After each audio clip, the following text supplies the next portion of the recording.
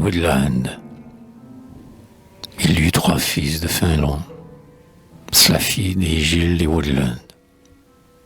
Ils vinrent de l'Est dans un vent de neige jusqu'au Val du Loup, s'y bâtirent des demeures. Près d'une eau propice à la trempe du fer, à l'orée des bois noirs qui roulent vers la mer. Là, Slafid tendait des lacets aux bêtes, bon chasseur et vaillant et agile, à la marche muette. L'autre, arché aux flèches mortelles, et Gilles tournait en risée toute chose ignorée, et son rire se mêlait à ses flèches, l'une d'elles, quand son arc détendu vibrait sous la forêt. Toute vie a sa peine autour d'elle, comme un manteau de laine que la pluie alourdit, que le soleil allège.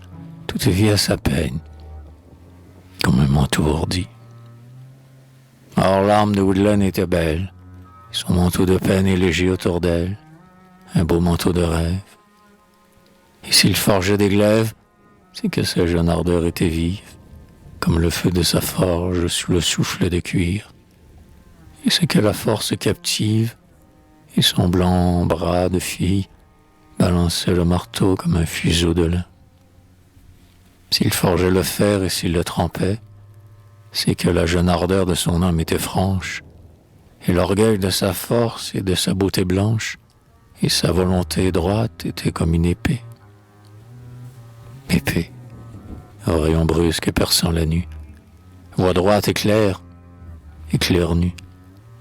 Rigidité surgit des pins en troupe, ligne couchée de l'horizon des mers, barrée du sillage incliné vers lui des barques, stature dressée de l'homme de poupe, geste martial des proues de fer, ligne lumineuse que trace le vol des cygnes, ou qui prolonge le geste qui devance et montre le chemin qu'il ferait.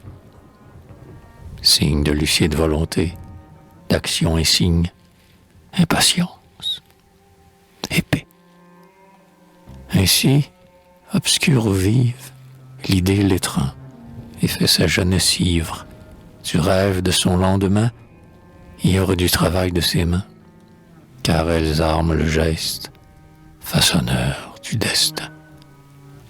Woodland est grave de son rêve étrange, son âme s'engrisade et le berceau d'enfance, telles ces fièvres sans nom allumées dans le sang, nées d'un crépuscule d'automne, quand le ciel était rouge au-dessus de l'enfant, et que porte vers la mort le sang de l'homme.